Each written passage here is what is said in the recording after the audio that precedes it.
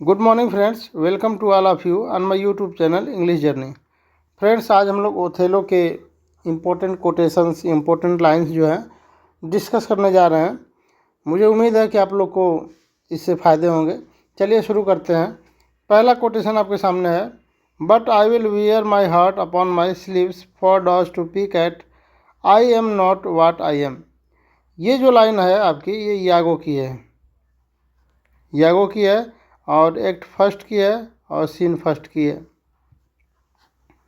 तो ये जो लाइन बोलता है, इसका रेफरेंस ये है कि ये रोड्रिगो को मनाने की कोशिश कर रहा है, अपनी बातों में लेने की कोशिश कर रहा है। रोड्रिगो को ये बिलीव कराना चाहता है कि यागो जो है वो सच्चा और सही है, और जो भी कुछ करेगा, जो भी उसकी प्लानिंग है, वो रोड्रिगो के फ़ायदे की होगी।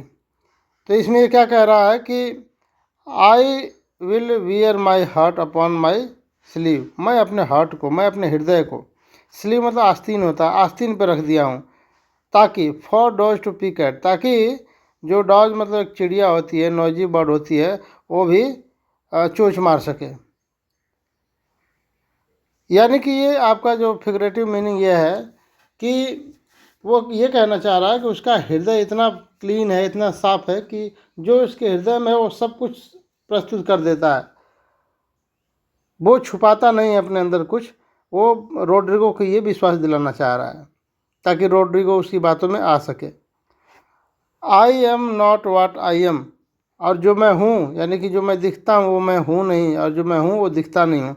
इस लाइन में बेसिकली वो जो है रोड्रिगो यागो ये स्वीकार करना चाह रहा है कि मतलब जो अंदर से वो दिखते, जो अंदर से वो है वो बाहर से दिखता नहीं। ये एक व्यंग कर रहा है, मतलब एक इसको व्यंग समझ सकते हैं, लेकिन वो ये बताना चाह रहा है, इसका जो लिटरल मीनिंग है उसको ये बताना चाह रहा है कि जो वो है, जिस पावर पे है, जिस पोस्ट पे है, जितना वो बड़ा दिख रहा है, लेकिन वो अंदर से उतना ही सॉफ्ट है, नॉर्मल है। ठीक है, तो ये परसुएड कर रहा है रोड्रिगो के इस लाइन में। नेक्स्ट कोटेशन आपका है, दो in the trade of war I have slain main, yet do I hold it very stuff o the conscience to do no contrived murder I lack। तो ये जो लाइन है, ये भी लाइन आपकी यागो की ही है, यागो की लाइन है। और इसका कॉन्टेक्स्ट ये है कि ये ओथेलो को उकसा रहा है यहाँ पे, यागो ओथेलो को उकसाता है ताकि वो डेस्टिमोना की हत्या कर सके। तो इसमें ये कह रहा है कि दो, यद्यपि कि in the trade of war, युद्ध के मैदान में, आई हैव स्लेन मैन, हम लोगों ने बहुतों को मौत के घाट उतारा है। युद्ध भूमि में हम लोगों ने बहुत लोगों को मौत के घाट उतारा है। Yet do I hold it very stuff of the conscience, हालांकि ये जो है बड़ा ही टफ काम है, ये भी बड़ा टफ काम है। Conscience to do no contrived murder, फिर भी मैं अपने ज़मीर की बात मानता हूँ कि मैं कोई भी सोची समझी, कंट्राइव मर्डर का मतलब होता है सोची समझी हत्या। हालांकि मौत, जब युद्ध भूमि में हम लोग रहते हैं तो बिना सोचे बिना समझे हम लोगों को मौत के घाट उतारते जाते हैं, क्योंकि हम लोग का वही वहाँ पे वर्क है, वही काम है, वही हमारी पूजा है, सब कुछ वही है युद्ध भूमि में लड़ना। लेकिन अगर बात की जाए कोई ऐसे सामान्य मर्डर की, सामान्य हत्या की, तो इसके लिए जो हमारा दिल है, जो हमारा अंतरात्मा है, ये हमारी गवाही नहीं देगी कि हम कोई सोची समझी प्री प्लान कोई मर्डर कर सके। तो ये कह रहा है कि मतलब ओथेलो को उकसा रहा है ताकि वो डेस्डिमोना की हत्या करे। वो कह रहा है कि ऐसा तो हम लोग नहीं करते हैं, लेकिन अगर ज़रूरत पड़ेगी तो हमें मर्डर करना पड़ेगा। ऐसी परिस्थिति आ जाती है, ऐसा समय आ जाता है, ऐसा माहौल बन जाता है कि परिस्थिति हमें वो मर्डर करने को मजबूर करती है। नेक्स्ट आपका लाइन है, इम्पोर्टेंट लाइन है, reputation is an idle and most false imposition of god without merit and lost without deserving. You have lost no reputation at all unless you repute yourself such a loser. ये line भी आपकी यागो की ही है, ये भी line यागो की है. और जो भी मैक्सिमम इम्पोर्टेंट लाइन्स हैं इसमें ओथेलो में, वो यागो की ही है. ये एक्ट सेकेंड है और सीन थर्ड है. और ये जो है ये जो स्टेटमेंट बोलता है ये या कैसियो से बोल रहा है. हालांकि कैसियो से वो इंटरनली जलन रखता है, क्योंकि भाई वो मानता है कि जिस पोस्ट पे कैसियो है उस पोस्ट पे उसे नहीं होना चाहिए, बल्कि यागो को खुद होना चाहिए. लेकिन ओथेलो ने उसे जो है प्रायोरिटी दिया है कैसियो को, तो इसलिए कैसियो से उसको जलन रहता है और ये चाहता है, प्लानिंग करता रहता है कि कैसियो को उसको पद से हटा दिया जाए. तो ये जो यहाँ पे जो रेफरेंस है इस लाइन में, ये भी जो है प्लानिंग किसकी है, यागो की ही है. यागो ही अपने प्लानिंग से कैसियो का झगड़ा करवा देता है, रोड्रिगो से करवा देता है, फिर आपका जो है साइप्रस में झगड़ा करवा देता है. ये जो घटनाएं हो रही हैं, ये जो स्टेटमेंट बोल रहा है, ये साइप्रस में ये सारी चीज़ें हो रही हैं. जब ये पता चलता है कि जो एनिमीज़ हैं वो समुद्र में तूफान आने की वजह से जो है समुद्र में ही वो ख़त्म हो जाते हैं, तो साइप्रस में जो है अब इंजॉय किया जाता है, अब खुशियाँ मनाई जाती हैं. हाँ, कि दुश्मन तो ऑलरेडी खुद ही अपने आप ख़त्म हो गए. तो इसमें ओथेलो है, फिर आपका रोड्रिगो है, यागो है, डेस्डिमोना है, हाँ, वेनिस, ये लोग चले आए हैं साइप्रस में. तो साइप्रस का जो गवर्नर होता है उससे ये झगड़ा प्लानिंग के साथ करवा देता है यागो. और कैसियो को जो है नशे में धुत करवा देता है रोड्रिगो के माध्यम से. और कैसियो ज़्यादा पी भी लेता है, और जब ये झगड़ा कर देता है तो अब इसको ये झगड़े में ही वार कर देता है, चोट लग जाती है आपके गवर्नर को. तब जो है ये खुद ही जो है ओथेलो को बुलवाता है और ये दिखाने की कोशिश करता है कि जो कैसियो है वो इस पद के लायक नहीं है, इस गरिमा को बचा के नहीं रख सकता है. और ओथेलो जो है कैसियो को उसको पद मुक्त कर देता है, उसको उसके पद से हटा देता है. तब ये बात जो है यागो कहता है कि reputation is an idle and most false imposition. जो यश होता है, जो यश होता है कभी कभी जो है एक आइडल होता है, व्यर्थ होता है, एंड मोस्ट फॉल्स इम्पोजिशन, और इसको थोप दिया जाता है किसी के ऊपर, गलत तरीके से इसको थोप दिया जाता है. ऑफन गॉड विदाउट मेरिट, और जिसके पास मेरिट नहीं होती है, जिसके पास योग्यता नहीं होती है, उसको जो है उसको वो पद या वो जो यश होता है वो मिल जाता है. एंड लॉस्ट विदाउट डिजर्विंग, और उसको वो लॉस्ट भी कर देता है, उसको खो भी देता है. क्यों? क्योंकि वो उस पद के लिए डिजर्व भी नहीं करता है. And you have lost no reputation, और आपने रेपुटेशन, अपना जो रेपुटेशन है उसको आपने लॉस नहीं किया है, खोया नहीं है. Eight all unless you repute your self, जब तक कि आप अपने आप को रेप्यूट नहीं करते हैं, जब तक आप अपने आप को उस लायक नहीं बनाते हैं. और सपोज मान लीजिए कि कोई किंग बन गया, और किंग कैसे बनता था, पहले राजा का बेटा राजा होता था. तो राजा मान लीजिए कि लायक है, लेकिन उसका बेटा लायक नहीं है, नालायक है, फिर भी उसको किंग बनना ही बनना है.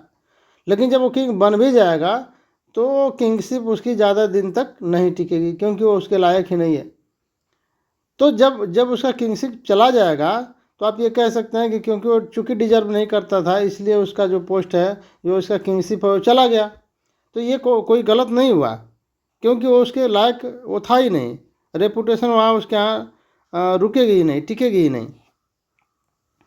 And your self such A loser, और ये कह रहा है, उसको व्यंग बोल रहा है यागो, किसको, कैसियो को, कि योग्यता बिना योग्यता के ही चली जाती है. अगर योग्यता नहीं रहेगी तो पद भी आपका कोई मायने नहीं रखता है, वो आपको उसको चले ही जाना है.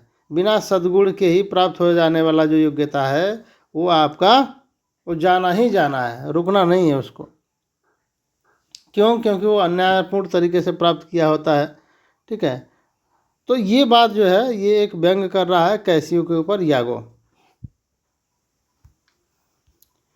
नेक्स्ट लाइन आपकी है, how poor are they that have not patience, what would did ever heal but by degrees. इस लाइन में भी जो है ये भी लाइन आपकी यागो की है, यागो की है, और ये आपका एक्ट सेकेंड है और सीन थर्ड का ये भी लाइन है, उसी रेफरेंस से जुड़ा हुआ है। रेफरेंस वही है, कॉन्टेक्स्ट वही है कि वो कह रहा है, यागो कैसियो के संदर्भ में कह रहा है कि कैसियो चूँकि अगर पेशेंस रखता, चूँकि जो बड़े पद पे लोग होते हैं, आप देखते हैं डीएम एसपी या कलेक्टर जो भी बड़े पोस्ट पे हैं, वो उनके पास जाएंगे तो बहुत शालीनता से आपसे बात करेंगे, बहुत अच्छे से अपने आप को प्रस्तुत करेंगे, आप अपनी बात वहाँ कह लेंगे। भले ही डर अंदर से रहता है कि हम इतने बड़े अधिकारी के पास जा रहे हैं, लेकिन वो अधिकारी उतना ही नॉर्मल होता है, इतना ही सॉफ्ट ट्रेनिंग उसकी होती है कि अपने आप को जो है एक कॉमन ले पर्सन से भी अपने आप को रिलेट कर सके, कांटेक्ट कर सके और अपनी बात को, उसकी बात को सुन सके। वो उसके अंदर पेशेंस होना चाहिए। और जो भी बड़े पोस्ट पे हैं, राजा हो गया, चाहे अन्य और जो लोग भी हो गए, दरबारी हो गए या गवर्नर हो गए, जो भी हो गए, उनके अंदर पेशेंस होना चाहिए, ताकि उनको बड़े मास को एक मास को लीड करना होता है, उन मास प्रॉब्लम्स सुनना होता है, उनको सॉल्यूशन करना होता है, तो उनके अंदर पेशेंस होना बहुत ज़रूरी है। तो ये बात कह रहा है कि अगर जो कैसियो है अगर वो डिजर्व करता है इस पोस्ट को, तो उसके अंदर पेशेंस होता, पेशेंस होता तो झगड़ा नहीं करता, झगड़ा नहीं करता तो उसका पोस्ट नहीं जाता। तो ये बात कह रहा है कि how poor are they that have no patience, वो कितने गरीब होते हैं, कितने कमज़ोर होते हैं जिनके पास पेशेंस नहीं होता है। पेशेंस बहुत ज़रूरी है, आपको सक्सेस के लिए भी पेशेंस का अहम रोल है। What would did ever heal but by degrees, क्या कभी भी कोई बड़ा घाव बगैर इंतज़ार किए हुए, बगैर पेशेंस का हील हुआ है, उपचार हुआ है उसका, वो सही हुआ है? नहीं, कभी भी जल्दीबाजी में किसी चोट का इलाज नहीं हो सकता है। यानी कि घाव है तो उसको लंबा समय लगना ही लगना है, आपको पेशेंस रखना है, आपको वेट करना है, तब जा कर के वो सही होगा। उसी तरह किसी बड़े पोस्ट को अपने पास रखने के लिए, उसके यश को रखने के लिए, उसको यश को लंबे समय तक रखने के लिए आपके पास पेशेंस का होना बहुत ज़रूरी है। नेक्स्ट कोटेशन आपका है, O be aware my lord of jealousy, it is green eyed monster which doth mock the meat it feeds on. ये भी लाइन आपकी यागो की ही है, यागो की लाइन है आपका, और ये आपका एक 3 है और सीन भी 3 है। और इसका ये जो बात कहता है ये यागो ओथेलो से कहता है। अब ये तब कहता है जब ओथेलो के मन में ये ज्वेलसी भर देता है, यागो ज्वेलसी भर देता है, और ये कह रहा है कि डेस्टिमोना के प्रति जो जेलसी पैदा हो जाती है, पैदा होने के बाद भी ये बात ये कह रहा है। देखिए कितना भयंकर ये आपका विलेन है, और शेक्सपियर के सबसे जो ग्रेट विलेंस की बात की जाए तो इसको आप कह सकते हैं कि यागो आपका एक माइंडेड विलेन है, ग्रेट विलेन है, और इतनी ज़बरदस्त लाइंस बोलता है जो कि प्रैक्टिकल जीवन में, आपका यथार्थ में उसकी बहुत मायने हैं। ये कह रहा है कि O be aware my lord, मेरे लॉर्ड, मेरे मालिक, ये जो ज्वेलसी है it's a green eyed monster, ये ग्रीन आइड मॉन्स्टर है, ये हरे आंखों वाला शैतान है। और क्या करता है ये, which doth mocks the meat it feed on, और जो इसको भोजन देता है, ये ऐसा मॉन्स्टर है, ऐसा दानव है कि जो इसे खिलाता है, जो जैसे सांप नहीं होता है जहरीला सांप, कहा जाता है कि जो उसे दूध पिलाता है उसे ही वो डस लेता है। तो ठीक है, ऐसा मॉन्स्टर है कि जो इसे मीट देगा, जो इसे भोजन देगा, जो इसे खिलाएगा, और वो उसी अपने मालिक को वो काट लेगा, पॉइजन कर देगा, उसको मार डालेगा। ठीक है, तो ये कह रहा है कि ईर्ष्या भी ऐसी एक मॉन्स्टर ही है, ईर्ष्या दिल दिमाग में नहीं आनी चाहिए, और जबकि वही भरता है उसके अंदर। और एक चीज़ और है यहाँ पे, जो ग्रीन आइड मॉन्स्टर किसे कहा गया है, ये किसको सिंबलाइज कर रहा है, तो यागो को कर रहा है। यागो पूछ सकता है कि who is green eyed monster in Othello, तो answer will be Iago. Next आपका है who would not make her husband a cuckold to make him monarch.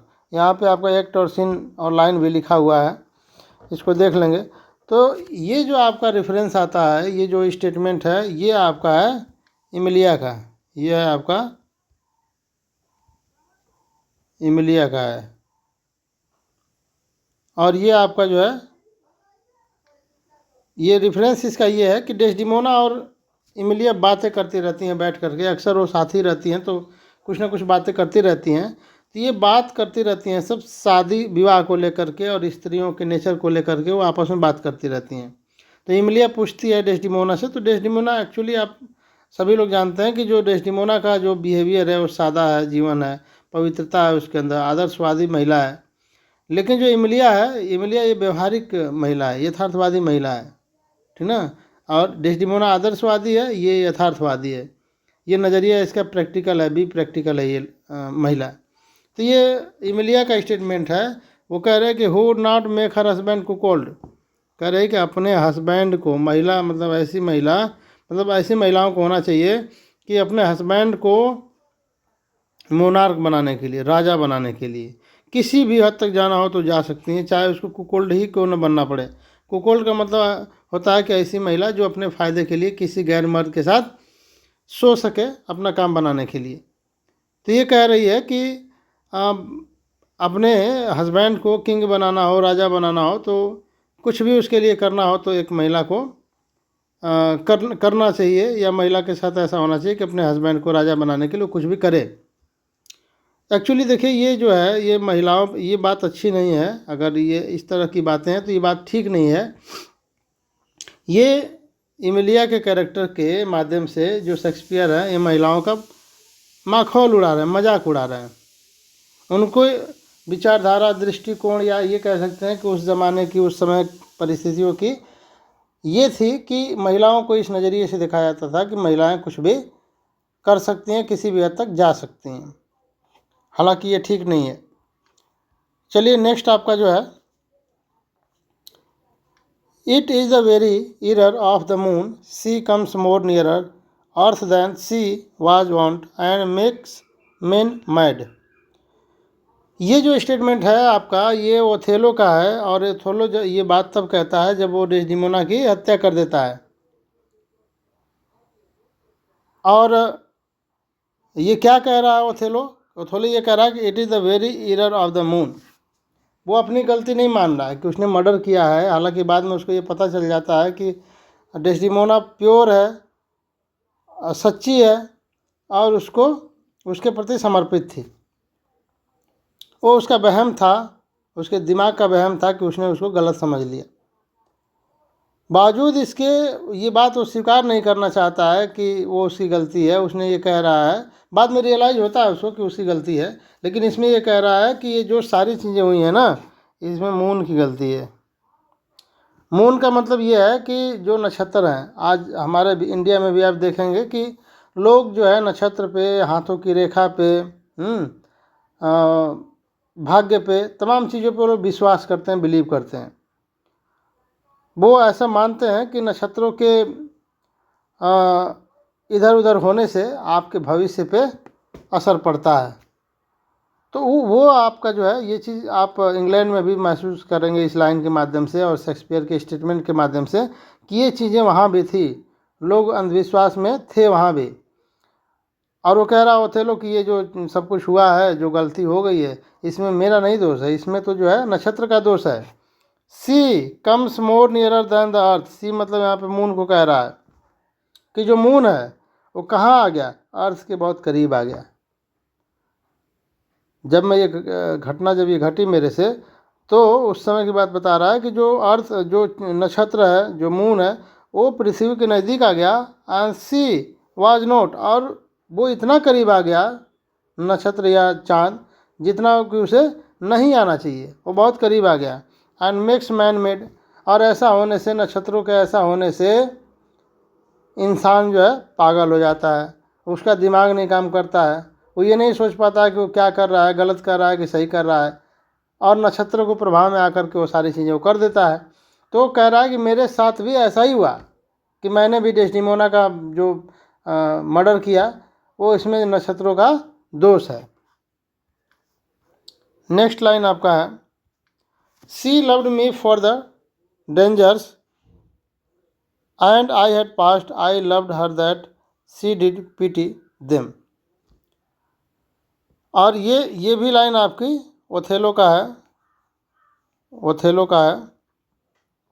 और ये डेस्टिमोना के बारे में कह रहा है, क्या कह रहा है, she loved me for the dangers I had passed, यानी कि जो डेस्टिमोना है, डेस्टिमोना वो मेरे से प्यार इसलिए करती थी कि मैं डेंजर्स, खतरों से खेलता था, युद्ध में जाता था। क्योंकि जब ओथेलो जाता था डेस्टिमोना के घर उसके फादर से मिलने, तो अपने उसके फादर से बातें किया करता था कि वो कैसे युद्ध लड़ा, कैसे जीता, अपनी बहादुरी का जो है वो एक्सप्लेन करता रहता था। तो ये डेस्टिमोना सुनती रहती थी और उसकी बहादुरी को देखते हुए उसको प्यार हो गया। तो कह रहा है कि वो मुझसे प्यार करती थी मेरे डेंजर्स से, मेरे खतरों को देख करके जो हमने किया है। एंड आई लव्ड हर, और मैं उससे इसलिए प्यार करता था क्योंकि सी डिड पीटी देम, वो उनके साथ, जो लोग को मैं मार के आता था उनके साथ भी वो पीटी रखती थी, उनके साथ भी वो दया का भाव रखती थी। वो ये मानती थी कि मर्डर और हत्या ये सब चीज़ें नहीं होनी चाहिए, लेकिन वो उसका कर्म था, वो ऐसा पोस्ट था कि उसे वो करना ही पड़ता था। तो उसकी बहादुरी से वो खुश रहती थी, लेकिन वो मानती थी कि ये जो है बेवजह की जो है ये मर्डर और हत्याएँ नहीं होना चाहिए। और वो तो मैं उसे इसलिए प्यार करने लगा, वो ओथेलो कह रहा है कि उसके अंदर इतनी दया की भाव, इतनी वो कोमल, सॉफ्ट और सुंदर थी कि मैं उसे प्यार करने लगा, उसके विचारों से मैं प्यार करने लगा।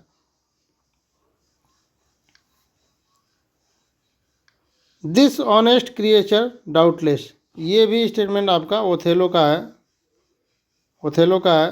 किसके लिए है? यागो के लिए है।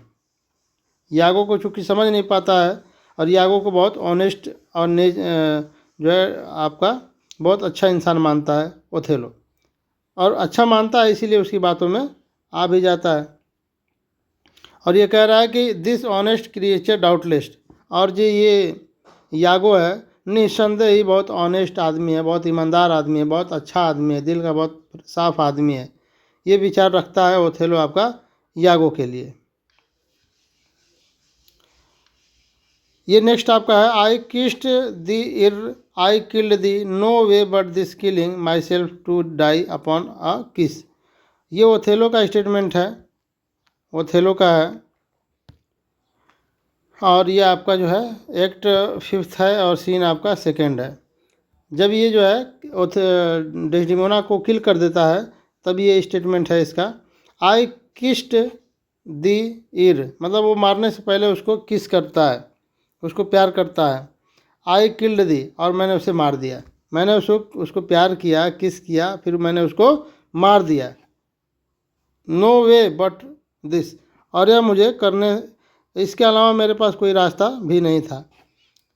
Killing myself to die upon a kiss, ठीक ना, क्या रास्ता नहीं था? ये कह रहा है कि जब मैंने उसको मार दिया, ठीक है, तो जब बाद में उसको एहसास हुआ कि हमने जो किया वो गलत किया, डेस्टिमोना सही और सच्ची और अच्छी थी, तो कह रहा है कि मेरे पास सिर्फ एक ही रास्ता बचा, वो क्या? डाई अपॉन ए किस, कि मैंने उसको जहाँ किस किया है वहीं किस करते हुए मैं अपने आप को ख़त्म कर दूँ।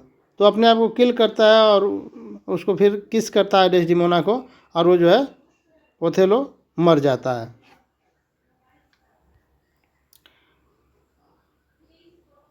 Next line, men should be what they seems, यानी कि इंसान को ऐसा होना चाहिए जैसा वो अंदर से है वैसे ही उसको बाहर से भी होना चाहिए, जो अंदर से दिखता है वैसे उसको बाहर से भी आपको होना चाहिए। और ये है यागो का स्टेटमेंट, यागो का स्टेटमेंट है आपका।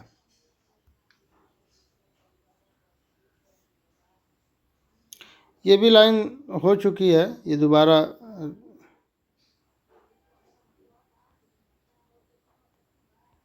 ये सब लाइनें हो चुकी हैं। तो इम्पोर्टेंट लाइनें जो हैं इसमें हो चुकी हैं, और भी इम्पोर्टेंट लाइंस हैं तो हम लोग जो है उसे डिस्कस कर लेंगे बाद में। तो आज के लिए इतना ही, मिलते हैं नेक्स्ट सेशन में। Thanks to all of you for watching my videos.